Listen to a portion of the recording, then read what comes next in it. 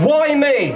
Sooner or later, everyone asks that question. Why did it happen to me? I was a victim of child abuse. I am now a survivor because I choose to speak out against the vile and evil acts that paedophiles and child abusers commit against the most vulnerable members of our society.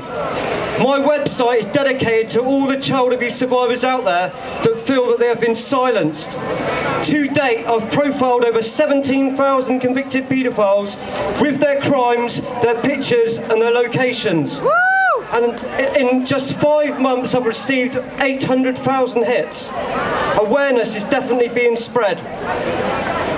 Since my campaign started over 3 years ago, Devon and Cornwall Police, where I live, have announced there has been a 100% increase in the number of survivors that have come forward to report their abuse. In 5 years' time, of all the offenders currently listed on my website, approximately only 25% will still be in jail, 75% will be free unless reconvicted, and 50% will still be monitored by MAPA. Every time we turn on the TV or read a newspaper, we see another case of children being systematically abused and exploited, while the offenders receive stupid, lenient sentences. The 43 police forces in England and Wales recorded over 23,000 child sex offences in 2011, and that is equivalent to 444 attacks a week, or one child being abused every 20 minutes in the UK.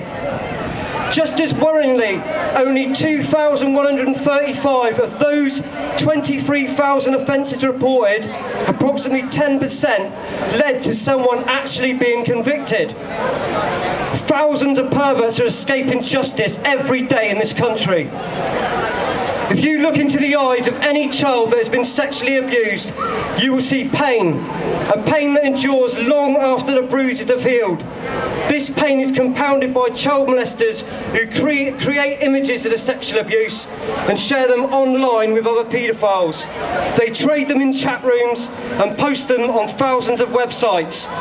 Currently, there is an estimated 30 million indecent images of children on the internet. My photos are on the internet still, when I was 8 years old. And I've had them sent back to me by paedophiles, thinking it's funny because I'm now made myself public in what I do. These horrifying statistics, and everyone in this country should be up in arms about it, but they're not. In fact, most people in Britain have no idea just how huge the problem of paedophilia really is. The sexual exploitation and abuse of children is nothing less than a form of terrorism. The severe fear and emotional trauma suffered by the abused can often last a lifetime, especially if the secret is never revealed. And lastly, I would just like to mention one of the many cases I have profiled, and with the family's blessing I would just like to bring it to your attention. It is the Nikki Allen case. 20 years ago this year, Nikki Allen, a 7-year-old girl, was brutally murdered on Weir Garth Estate in Sunderland. Nikki's body was found in a derelict building. She had been battered over the head and stabbed 37 times. No one has ever been convicted of the evil murder of Nikki, although the alleged murderer admitted the offence to the police and the overwhelming evidence and statements made against him. The judge threw it out of court. 20 years on, the family is still seeking justice.